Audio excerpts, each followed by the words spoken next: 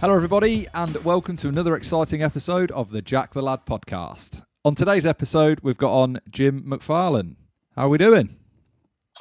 I'm doing great. Thank you for having me on your show. No, not a problem. Without yourself and guests like yourself, I couldn't do this, so it's much appreciated. Thank you very much.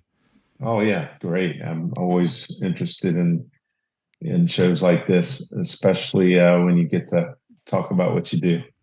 Yeah, 100%. And I'm really excited to get into this, to be honest, because it feels to me like it's a bit of a dying art. Do you want to just let everyone know what you're on here today to talk about? Um, well, mostly I guess over the 42 years of my career being involved in shoe recrafting, to talk about our family history a little bit, about the industry itself. The Shoe Service Institute of America, which has been the association running the shoe repair programs in the United States since 1904. So we can talk about quite a few things when it comes to footwear and how it's been carried along over here in the United States. Yeah, brilliant. So obviously we had a little, quick chat before we were on air, and obviously I've checked you out on Instagram and whatnot. So how did you first get into cobbling? Well, actually, I was raised in it. I actually remember being in the playpen in the back of my dad's shop as a child. I can go back and remember that far. So I grew up in it. My dad was the same way. He grew up in it. So it just kind of came to me just like I was recently. Someone was asking me how did you learn it, and when you're born into it is just like when you're learning your language. If you're born with an English speaking family, you just by the time you're 5, you're starting to already put everything together pretty good. And by the time I was 15, I was pretty much doing almost everything. And so it comes to you pretty easy, like learning your native language. If I had to start today from scratch, it would definitely take a long time. So I'm fortunate to have grown up in it. That's for sure. Yeah, definitely. So when you say about that, obviously you're growing up in it. What was the sort of how your childhood? How often were you in the shop? Were you there all the time after school and all that sort of stuff? Yeah. And when did you Well, first get hands on? once I started school, yeah, after school I would be there pretty much every day. Um, I never, always played. My dad would bring toys up to the shop, and I'd play in the back in a little area. Sometimes I would get bored after a while, and then I would go stand around and watch some of the other shoemakers work. And that's where I really, and I didn't realize it at the time, that's why I really learned most of what I know is from standing around so many years. I mean, figure if I stood around for 30 minutes a day watching guys, and you put that together over 10 years, uh, you don't realize how much you've learned. And that's what I would do. I got to know a lot of them, and a lot of them would play jokes or bring magic tricks. I remember one old guy, he'd always bring little magic tricks to entertain me each day. And I always enjoyed watching him work. And just one day, I remember when I was about 15 years old, I walked into the shop and I just picked up shoes and just started doing them. And like I had kind of like riding a bike. I just got on it and went. It just came natural to be able to do everything. So when you're first starting doing it, what would you start off with? What would as you progress through, as you're expert, as you get more expertise, what would be sort of a starter thing? How would you get into cobbling? Well, today, like an example, I'm training my nephew right now. Um, there's so much to learn. If you throw, it's almost like going to a 4-year university. It takes 3 to 5 years to teach somebody this in most cases. There's so much to learn. You just can't throw it on everybody, throw everything out there all at once. There's too much information. I mean, there's just so many different pieces of material and sizes and tools. It's crazy. So you have to almost do it like starting in kindergarten. The first thing I do and what I do is I start them in the polishing area. I teach them the different types of materials they're going to work with on a shoe and different types of polishes to use, water-based, solvent-based, petroleum-based. There's just so many different things, different cleaners, conditioners. So I teach them about 5 or 6 different products for cleaning and polishing, and I start there. And he's been in that department for about 6 months now. Now, when he first came in, of course, couldn't do much, but now after about 6 months, boy, this young man can polish a pair of shoes really nice. And yeah, it's taken 6 months, but he's really good at that department now. So he's about to start moving on to learning how to do ladies topless, which is the little rubber heel cap on the bottom of the ladies' heels. That'll be the next step for him. So I'm trying to take it when I teach it. I try to take it from the very basics and then build up each level that gets a little bit more detailed and a little bit, I would say harder to do, but it takes more skill level. So the one nice thing about when he's learning to polish shoes, there's a buffing machine we use, and you have to hold the shoes if you're polishing them on the brush machine. You're holding the shoes at the same exact angle that you would be holding a shoe if you were sanding it in if when you're doing soles and heels. So he's already learning the rotation of turning that shoe on a horsehair brush, which is safe. He's not going to damage the shoe. He's not going to hurt himself. So by the time he graduates to the sanding machines in another year or so, then he'll already have that technique down and it'll come really easy to him. So that's kind of the way I do it. Everybody's different, but I find that the easiest way, and it's going to take a little while, 3 to 5 years, like I say, depending on his skills. But each time he gets to a different department, by the time he's done, he's going to be very good at it. Instead of trying to throw, everything on him at once, it's just too much information. So anyway, that's how I'm going to do it. You mentioned there about the tools, like the different tools that you use, and obviously there is a vast array. What are the sort of the ones that you I say need, but like the most often used? Well, of course, your hammer. Now I use what they call a lip knife, which is it's got a little handle on it. It's only about maybe 2.5 inches long, and I use it to cut the rubber and around the heels and cut around the soles. Not a lot of guys use that anymore. It's an old-fashioned tool. A lot of guys just use different cutting machines where they just sand them. But when I was young, in my dad's shop on the machines, they had little sanding wheels on the machines. Now we have big, long 60-inch belts we sand on. So, but back then they didn't want to change sandpaper 20 times a day. So they taught you to use the knife to try to save sandpaper. So we would cut off as much as we could. So here I am 42 years later, and I'm still using that knife because I've just been used to it my whole life. So it's kind of like in Star Wars with the Jedis. There's only a few of them around that use lightsabers. So it's the same with a lip knife. You just don't find too many guys that use those. So in America, then, how many sort of cobblers are there? Right now, there's only about 3,500 left in the whole country. At the height of our industry in the United States during the Great Depression in the 20s, say around 1928 or so, we had about 120,000 shoe repair shops in this country.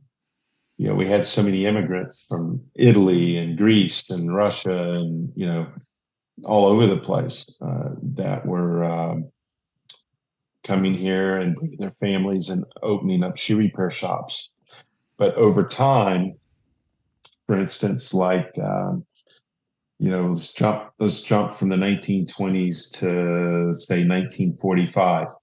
We had already lost about half of them. We had about 63,000 shops left by the late 40s. Wow. Um, yeah. And then when you jump up to about 1990, we were down to about 15,000 shoe repair shops. So with the And 1940s, when it's hit for the 1945s, is that due to obviously the industry obviously picking up and it being more readily available to just like today's society where it's throwaway society? um, well, there is a lot of throwaway. That's an interesting question. A lot of it, there's a few factors for the dwindling shops. A lot of it is you've got you have families that um, you know back in the old days in the 20s and 30s, some of these families had 7, 8 kids. But as time's gone on, a lot of families they only have 1, 2, or 3 kids. They don't always have a big family, and a lot of them go on to the universities and they don't learn the trade. So that's a big reason why it's really gone down as far as numbers of shops. A lot of people will blame the quality of shoes that come in. Uh, that the construction and the quality of the shoes aren't made as good anymore. Well, there's a lot of inexpensive shoes coming in. Yes, I think we have around 90% that are imported from the Asian region, and a lot of those are under $100 a pair, and they're made to wear out one time, and you throw them away. So that in that case, yeah, that's the way it goes. But there are a lot of people buying good quality shoes. Um, Now, here's the thing about buying a good quality shoe. Yes, you're going to spend $300 or $400, maybe more.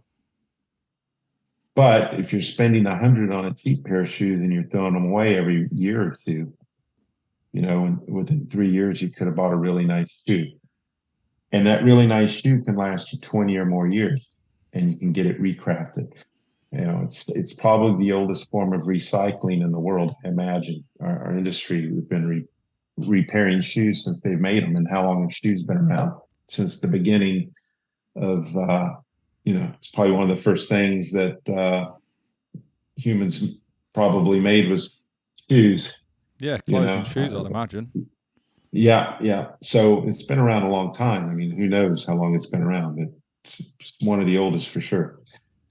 So that is a big part of the decline of the industry. Is nobody is There's more people leaving it than coming into it. The other thing I was going to mention is there's more work out there than we can handle in the United States.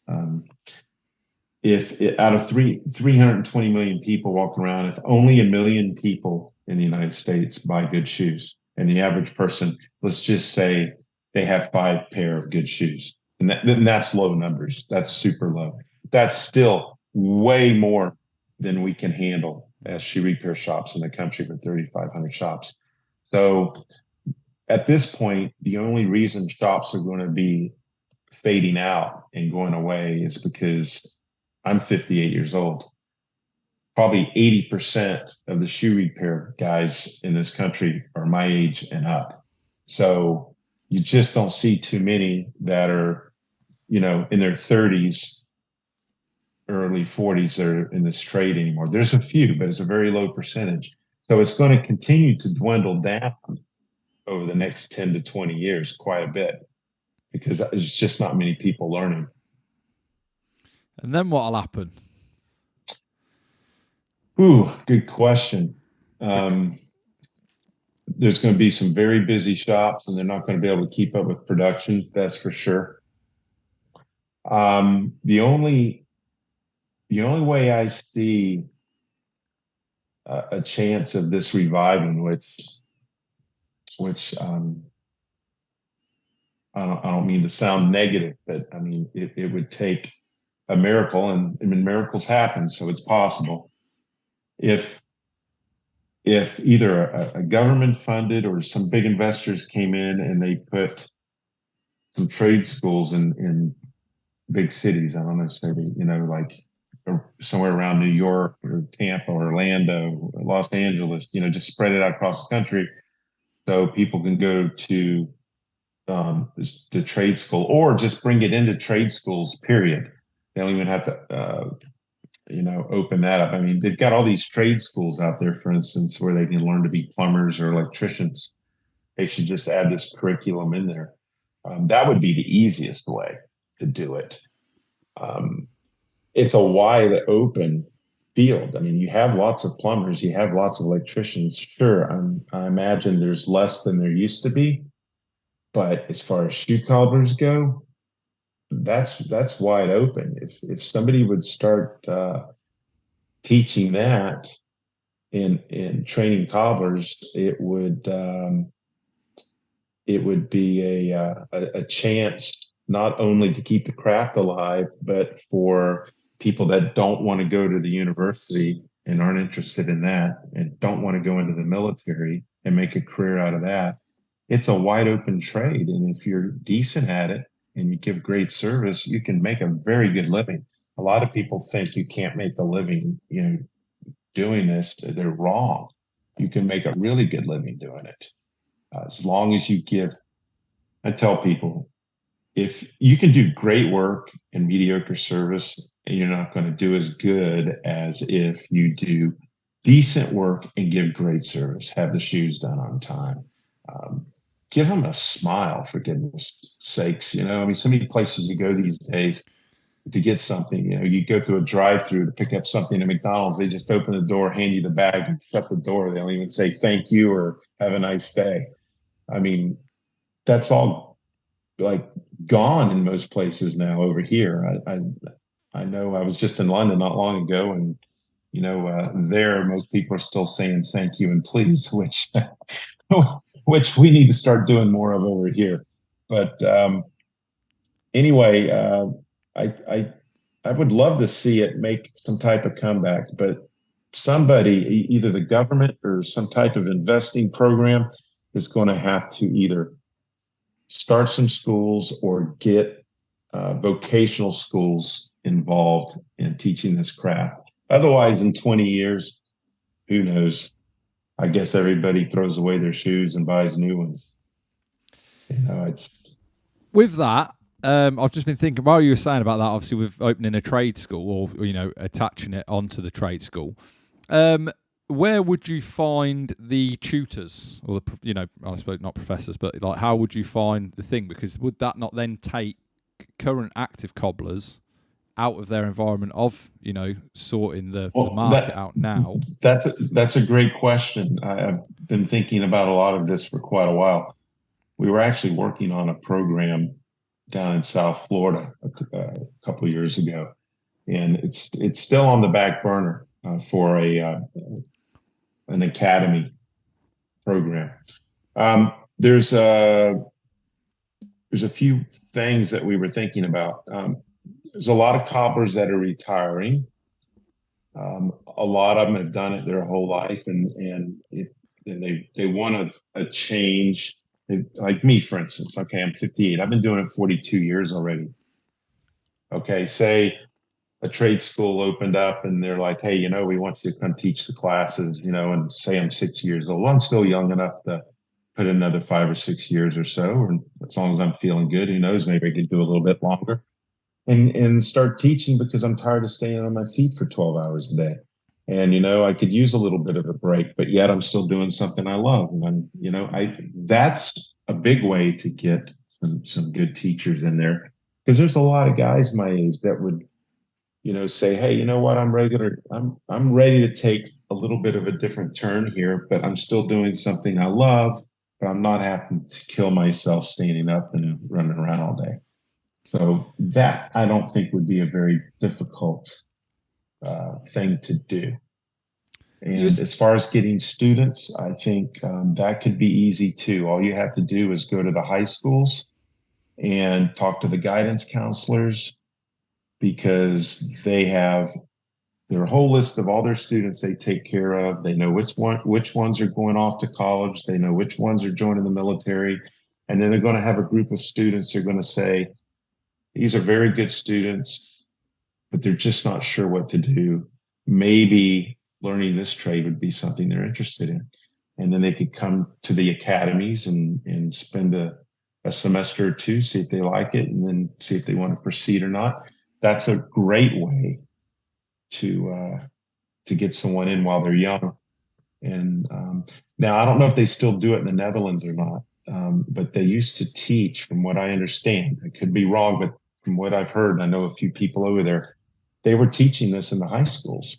That's what they would do. They would find people that were going to the universities, some that were taking other careers, and then they would put people also that wanted to go to trade school. So while they're in high school, 3 or 4 years, they're already learning how to do shoe repair. That was one of the trades offered. So by the time they graduate high school, they're ready to go start in a shoe repair shop. And they already know how to really start at the basic level of making a living working with somebody. And eventually they go on and they get their own store. That would be an ideal thing too, if some school, just some high schools started something like that. So Yeah. there's lots of ways to do it, but it's all blue sky. Think about it. 3,500 shops and over 300 million people. I mean, it's in this country alone. I mean, it's so many shoes. There's so much opportunity for people out there. The owners of a shop can easily make 6 figures and up a year. It's not a problem if you run it right. You can make 6 figures and up a year. And so, people sometimes say, "Oh, I don't want to do that." The average shoe cobbler makes 25,000 a year. Well, I mean, some of them, yeah. But if you're in the right place and you're doing the right things and you're running it like a business, you'll be very successful. Yeah, yeah, sure, definitely. On with the obviously talking about the customers and stuff, and you said that even if there was only a million, which is still a high number, especially for 3,500 to contend with. Mhm. How often, like for yourself, obviously you've been established over the last 42 years. How many repeat customers do you have? Like how many people have you had? Maybe not since day one, but you've had for sort of a decade over. Oh, I have customers that still come in my store every week that have been coming in for 40 years since we opened this location I'm in now in 1981. And I have a Wow. few customers that used to that come in every once in a while that used to go to my dad's shop that was opened in 1967 across town. So we have a lot of repeat business from just my classic customers, I call them. They've been coming in for decades. And I have a bunch that still come in 30, 40 years, tons of them. I Nice. see them quite often. And some customers I'll see once a month, some I'll see twice a year, some you'll see once every 2 or 3 years. So it just depends on how much they're wearing their shoes. When you're replacing the soles on the shoe or sort of any part of it really, is it Mhm. always a like for like material, or can the customer say I want XYZ doing, or how does it all work when you get the shoe? Is it just like for like all the time unless told otherwise? Well, we give them options. Right. Yeah, we have. I mean, everything. Even cleaning, they can get a basic shine. They can get clean and polished, reconditioned. They can get our standard leather soles, which is a decent leather, or we have an upgraded leather. It's almost like buying tires. You can get a 60,000 mile tire or a 100,000 mile tire. It's the same with the materials on the shoes. We buy good quality, or we can buy superb quality. You can also buy very poor quality. Um, some people choose that route, but your good cobblers out there, they're usually very proud of their skills, and it goes hand in hand with buying quality materials. So in my store, even our lowest quality is still higher than a lot of shops. and then our highest quality is the best you can get, period. That's very important. So we want our customers not coming back, having a bad experience with something wearing out too fast. Yeah, definitely. So when you're doing a shoe, Mhm. sort of, I suppose generally, how long would it take you to, resole a shoe? Well, that depends on if it's a half sole and heel or a full recraft, which is a full sole, new heel base, complete works. Half sole and heel doesn't take that long. Also, let's see, maybe an hour or less. But if you're doing a full complete recraft on a really expensive pair of shoes like Edward Green or Gaussian or Guerlain or something like this, you're really getting into detail then, picking all the stitches out and making new bases. You could be an easy 5-6 hours on a pair of shoes like that total time. Wow. So yeah, it just all depends on the shoe and what job they pick out. Like ladies' heel tips, the little tips on the ladies' heels, 10-15 minutes, Right. but it's just some of it's quick jobs and some of it's time. Men's work is usually much more time consuming. Right. Okay. Just because of obviously there's more of the shoe in contact with the The ground more often. the construction of the shoe, if it's Goodyear welted or um, yeah, it's just lots of pegging. Like over here in America, Western boots are very popular. Right. So when you're recrafting Western boots, you've got to put new pegs in and double stitching and there's just all this detail. So yeah, it costs a little bit more to do that stuff, but it takes a lot of time as well. Like I can do 50 pair of ladies and the same amount of time if it was men's full soles. I maybe 5 or 6 pair. Oh, right.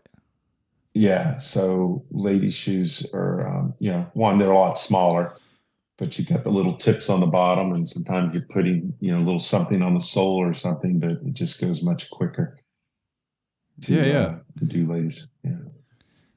So when I mean, is there ever a shoe that is bought in that is beyond repair? Yeah, that could be several reasons. If your dog gets them and eats them, that's most of the time that's beyond repair.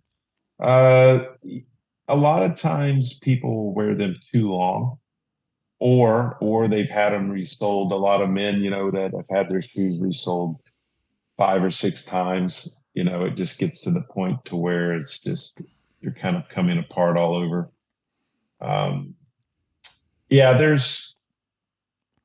if they're very inexpensive shoes and they're made out of man-made materials, they uh, they tend to have a shelf life of, I don't know, 6 to 8 years, let's say, somewhere around there, where whether you wear them or not, they just start cracking and peeling apart, and there's nothing you can do about it, and they're really not repairable. Some people will try and attempt it, but you're just wasting your money in most cases. Right. So what's in the future for Jim? That's a good question. Right now, I'm training my nephew. I'm going to see if I can make it to 65. Um, I say I'll retire at 65, but I don't know. Here I am off 2 days and I'm ready to go back to work already. I'm already bored. So I don't know. If they do open some type of academy or trade school or start offering it, that would be something nice to transition into. I could see myself doing that. I would love to teach it. I know there's a lot of people when we put out a video, and so many of our videos that go viral, and you would not believe I bet you 10 to 20%. I mean, just depends on the video of all the questions are, where can I learn this? How do I get into this field? And when you put that over, like we had one video, I don't know, it's 65 or 70 million views now on Yeah, Instagram. 68.1. I checked it earlier. Okay, all right. So out of that, there's got to be well over 1,000 people that have asked, where can I learn this? How do I get into it? And the same questions always, man, you're going to have to try to find somebody that's willing to take on an apprentice, and that's hard because like me training my nephew, for instance, he's got to learn. It's going to take a while. And then he's got to make a little bit of money. Yeah. So I've got to pay him a little bit of something. But the production, when there's no production, it's not easy to pay somebody. And then it's also not easy for him to come in and make a little bit of money because he's dedicating his time to try to learn. But hopefully it all pays off in 3 or 4 years. So it's a little tricky to juggle that. Yeah. So future plans. So just say, for example, that would be something you'd be very interested in then, if there was a school, if a trade school opened up and they, as a cobbler part of it, that would be something that you would enjoy transitioning to. Yes, as long as I have serious students. Okay.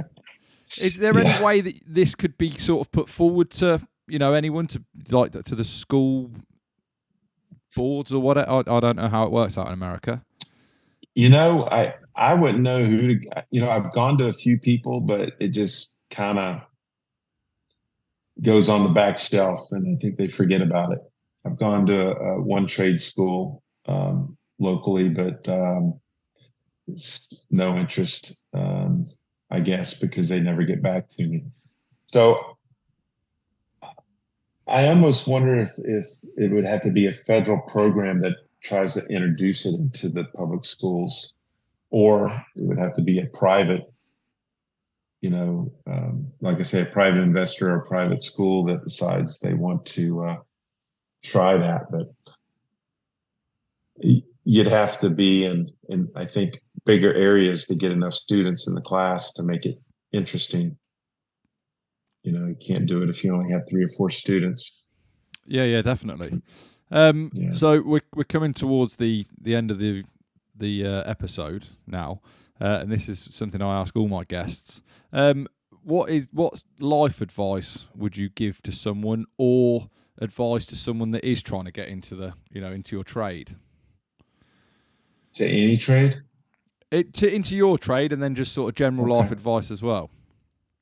Well, um, quality of materials. You've got to give your best service. When you say you're going to have something done, you've got to have it done. You have to be on time. For me, when somebody tells me something, if they say, I don't care what day they pick, they can pick Tuesday, they can pick Friday, they can pick 2 weeks. But when they tell me it's going to be done on this day at this time, it's got to be done. If not, I'm not happy. And that's anybody doing a job for me. Even if my poor daughter, I don't know how she works for me, but when I want a video done, I'm like, hey, tell me what date that's going to be done, and if it's Friday at 2 or if it's next Thursday at 3, I don't care. But when I ask when it's going to be uploaded, I want to know when it's going to be uploaded. That's the way I am. So my advice, if you want to be very successful, and it doesn't matter what you're doing, be on time, give your best service possible, and every customer you have, you treat them like they're your best customer. And you're not going to go wrong that way. Don't ignore them. Don't push work back. Don't ignore phone calls. Yeah, I mean, that service has to be, it's got to be right up there, top tier. And you're going to be successful. You're going to do well. Yeah, definitely. Well, thank you very much for coming on the podcast today.